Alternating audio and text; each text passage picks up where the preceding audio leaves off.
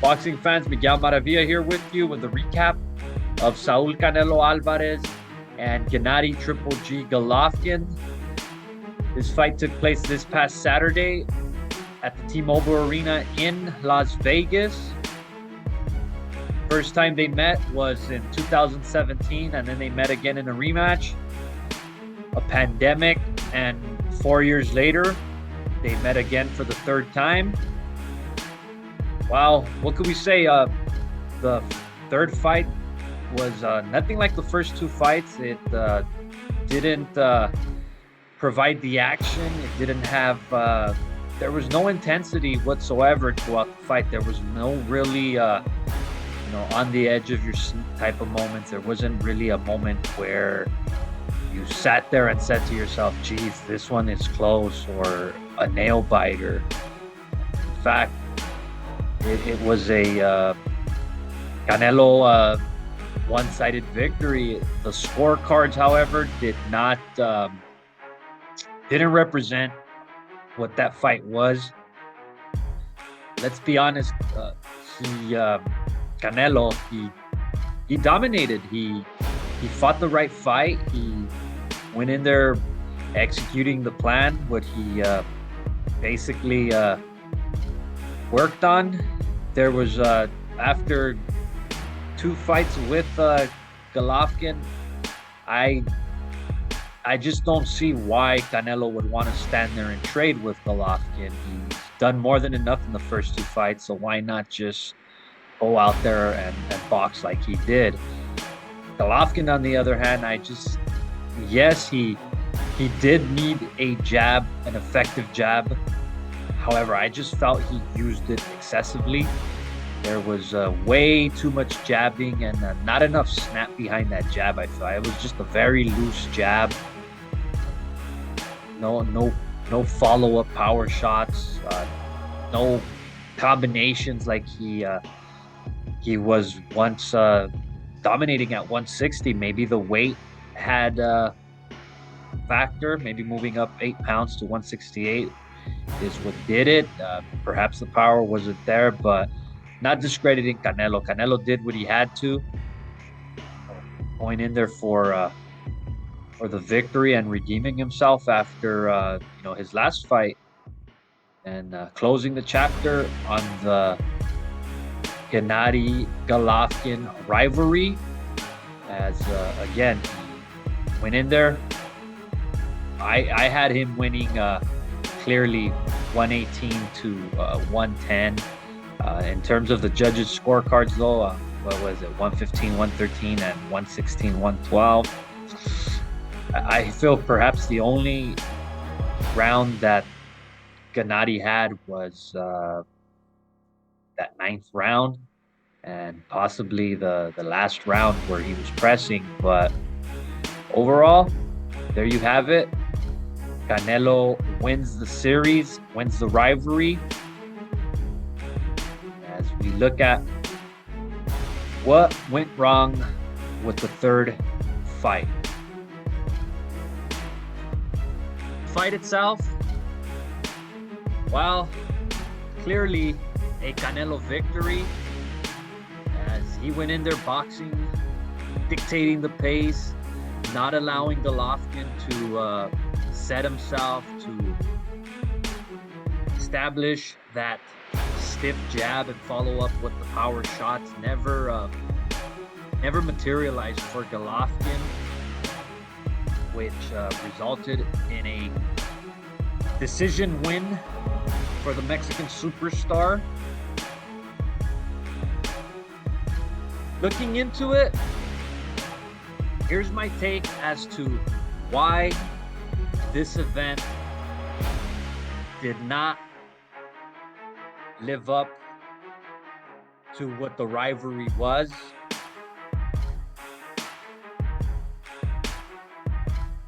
You got the first two fights and the expectations it had.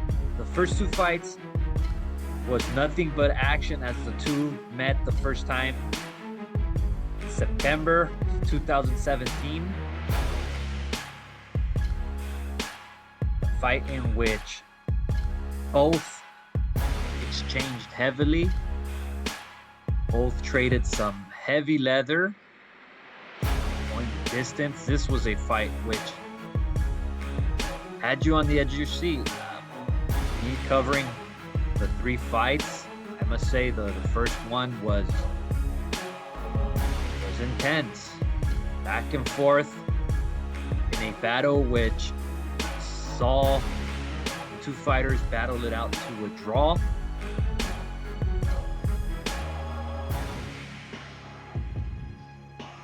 One year later, 2 would square off again in September 2018 as Canelo this time pulled off split decision win. And quite frankly, either of the 2 fights could have gone either way. That obviously left fans wanting more action, as it was 24 rounds of entertainment. Paused it there for a while. A pandemic later, 4 years later, that rivalry had seemed to simmer down. Another factor, Canelo was coming off a defeat to Dimitri Bivol. Canelo did not have the boogeyman effect. He did no longer have the invincibility aura of his era. Bivol dominated, beat him convincingly. So coming into a third fight with Golovkin, you weren't going to convince the average Joe, you weren't going to convince the average viewer that Canelo and Triple G are fighting for a third time. Because we all know that the average Joe Sixpack, who watches boxing every now and then, is going to see a defeat and think, oh, never mind, we're not going to order it. Not kidding. Many people were skeptical coming into it. Maybe many of the average Joes that I know that don't follow boxing religiously, they all had the same opinion. I'm skeptical. I don't know if I should order it. So again, with that alone, that's a good ingredient for why a fight and the promotion can tank.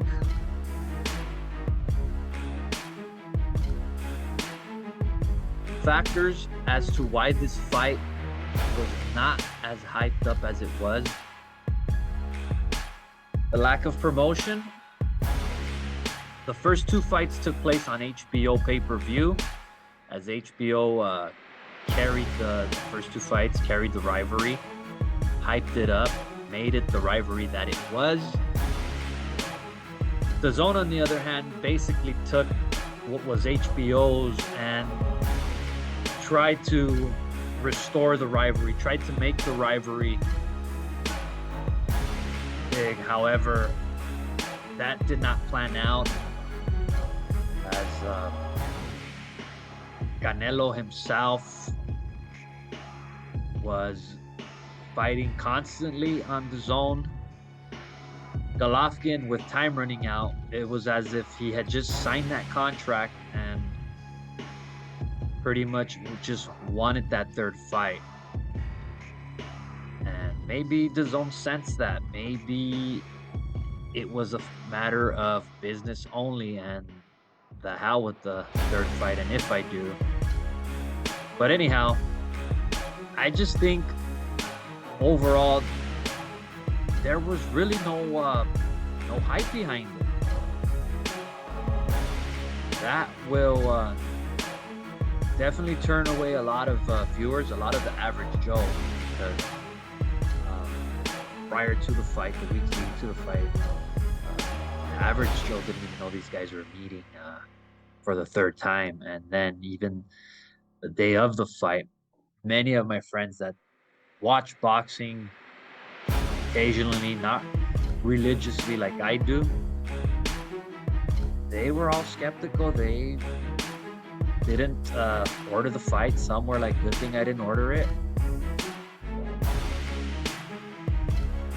Overall, the pay-per-view generated between 550,000 and 575,000 pay-per-view buys. It's a disappointing number. Whatever happened to the old pay-per-view is dead. So much for that. Very disappointing that Canelo GGG flop. Throughout the history of boxing, there have been great trilogies. You've had Ali Frazier, you've had Leonard Duran,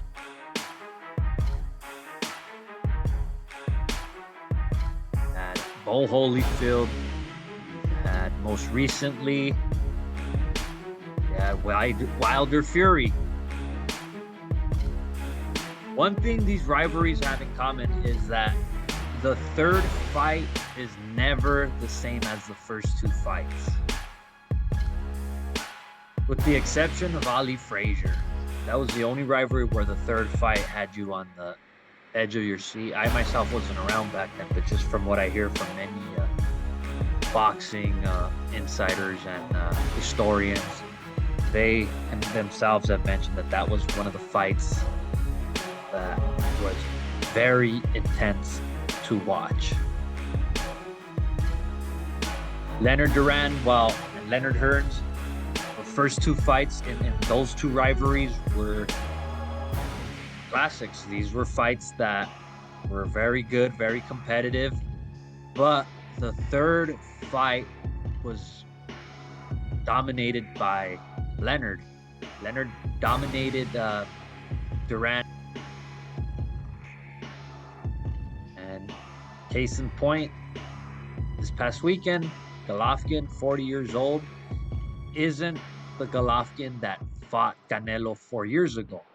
That is 36 years old to 40.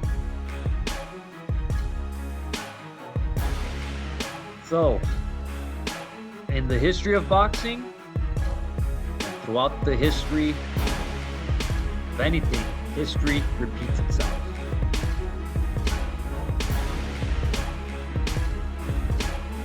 With that said, where does Golovkin go from here? For Golovkin, he still has the name. He's still a force to be reckoned with, despite the defeat, despite him being defeated this past weekend. He's been defeated to Canelo. Canelo, the major superstar, a big name, one of the pound for pound greats. So, there's nothing to be ashamed of those two defeats. Nothing wrong with losing to one of the best in boxing. 160 back to middleweight is a good possibility for Golovkin. There's still names out there for him. There's still some solid fights for him. You still got that Charlo fight. That's a possibility. Hey, perhaps maybe he decides to try options. Maybe PBC comes along, offers him some good fights. There's also DAZN. He sticks with DAZN. There's the possibility of getting that fight with maybe Jaime Munguia. I know Munguia's name was mentioned back in 2018 as a possibility, but that didn't materialize. I'm sorry. 2018. That never materialized. And now, since then, 4 years later, Munguia has established himself. That comes for a good fight. That's good excitement right there. That can provide great action. You also have maybe if he decides to stay at 168, hey, who knows? Maybe, like as I said, maybe PBC will offer him some great fights. There's possibilities there. Perhaps Benavidez, perhaps Plant. But all in all, 40 years old. Age definitely showed in that fight, but again, that doesn't mean Golovkin doesn't mean his time is up. For Canelo, well, I expect him to take some time off. He did suffer a hand injury. He did mention that he hurt it badly. That it's been hurt since the planned fight. So perhaps we won't see him again till maybe September of 2023, because he did mention that I'll be back May, maybe September, but well deserved. He did close the chapter in his rivalry with Golovkin. He did accomplish a lot within that year, 1 year span from again defeating Caleb Plant to become undisputed at 168, and then the disappointing defeat to Bivol this past May, and coming back into the third match with Golovkin. I mean, a fighter of Canelo's magnitude, of his stardom, these are guys that fight maybe once, twice a year. So again, I don't expect him to be fighting actively 4 to 5 times a year. Expect him to maybe fight once a year now. Some of the possibilities for him, there's a fight possibly with the winner of Bivol and Zurdo. But most interestingly is he wants that rematch with Bivol. He wants that opportunity to redeem himself. So that's a major possibility for him to take on Bivol. However, you never know, depending what happens with Zurdo. Maybe Zurdo defeats, which I feel Zurdo beats Bivol. But anyhow, let's stick to the subject. I just think they'll pursue a fight somewhere at 168 is where he's gonna try to make the most of it, going up to 175 to fight Bivol to redeem himself. That's the possibility.